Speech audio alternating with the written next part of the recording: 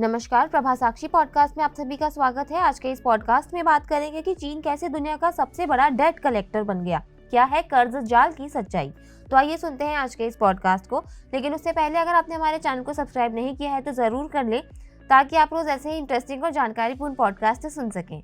चीन दुनिया का सबसे बड़ा कर्ज वसूलने वाला देश बन गया है। रिपोर्टों में कहा गया है कि बीजिंग ने अंतर्राष्ट्रीय ऋण में $1 ट्रिलियन से अधिक उधार दिया है।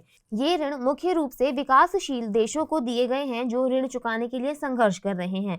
चीन का कर्ज जाल कितना बड़ा है और एक बार आप इसमें फंस गए तो बचना मुश्किल है। ये किस तरह से लोन है? इसमें द्विपक्षीय लैंडिंग के साथ साथ बेल्ट और रोड इनिशिएटिव जैसी बुनियादी ढांचा परियोजना के लिए ऋण भी शामिल है।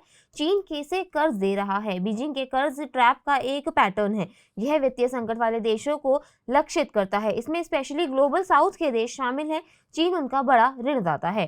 चीन दुनिया का सबसे बड़ा द्विपक्षीय ऋणदाता। चीन दुनिया का सबसे बड़ा ऋण संग्रहकर्ता बन गया है। विकासशील देशों के उस पर बकाया राशि $1.1 ट्रिलियन और $1.5 ट्रिलियन के बीच बढ़ गई है। वैश्विक दक्षिण में चीन के विदेशी ऋण पोर्टफोलियो का अनुमानित 80% अब वित्तीय संकट में देशों का समर्थन कर रहा है। 2017 से चीन दुनिया का सबसे बड़ा द्विपक्षीय ऋणदाता रहा है। इसके मुख्य डेवलपमेंट बैंकों ने 2008 और 2021 के बीच लगभग $500 बिलियन जारी किए।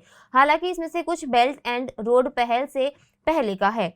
बीजिंग के प्रमुख विकास कार्यक्रम ने विकासशील देशों में अधिकांश निवेश जुटाया है, लेकिन वर्जीनिया के एक सार्वजनिक विश्वविद्यालय विलियम एंड मैरी में एड डाटा अनुसंधान प्रयोगशाला के शोधकर्ताओं की एक नई रिपोर्ट में पाया गया है कि चीन दुनिया की दूसरी सबसे बड़ी अर्थव्यवस्था अब अंतर्राष्ट्रीय ऋण संग्रहकर्ता की भूमिका के साथ साथ प्रमुख द्विपक्षीय फंडर भी बन रही है। दुनिया के देशों को कितना कर्ज देता है चीन? चीनी राज्य समर्थित बैंकों से उधार लेने से केन्या में रेलवे और कंबोडिया में बिजली संयंत्रों के साथ साथ हजारों अन्य परियोजनाओं के निर्माण में मदद मिली है।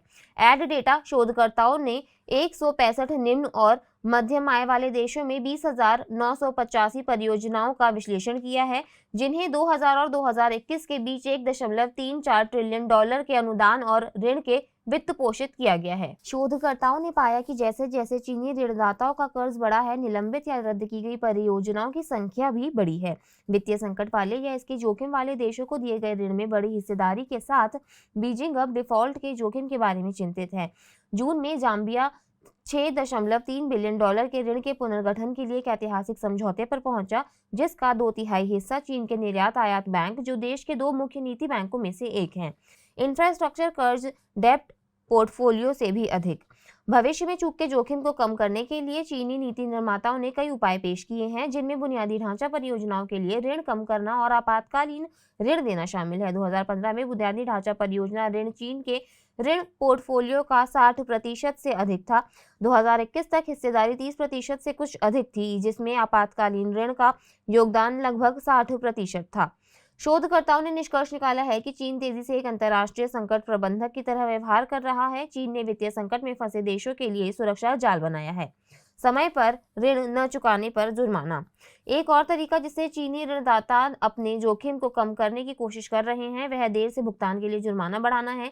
एक ऐसा कदम जो उधारकर्ताओं को अलग कर सकता है। एड data report Gallup World Poll के आंकड़ों का हवाला देती है, जिससे पता चलता है कि निम्न और मध्यम आय वाले देशों में चीन के लिए सार्वजनिक अनुमोदन रेटिंग 2019 में 56% से गिरकर 2021 में 40% हो गई है। विशिष्ट चीनी ऋणों के नियम और शर्तें अक्सर पारदर्शी नहीं होती हैं, लेकिन अर्थशास्त्रियों का अनुमान है कि कम आय वाले देशों के लिए चीनी सरकार के ऋणों में विश्व बैंक के रियायती ऋणों के लिए 1.54% मानदंड की तुलना में आमतौर पर 2% ब्याज दर होती है। लेकिन एड डेटा शोधकर्ताओं ने पाया कि BRI के शुरुआती वर्षों यानी 2014 से 2017 और बाद की अवधि यानी 2018 और 2021 के बीच चीनी ऋणदाताओं ने देर से भुगतान के लिए अधिकतम जुर्माना ब्याज दर 3% से बढ़ाकर 8.7% कर दी। आज के लिए इतना ही। अगले पॉडकास्ट में किसी और मुद्दे पर देंगे आपको विस्तृत जानकारी। तब तक के लिए जुड़े रहें प्रभा साक्षी के साथ।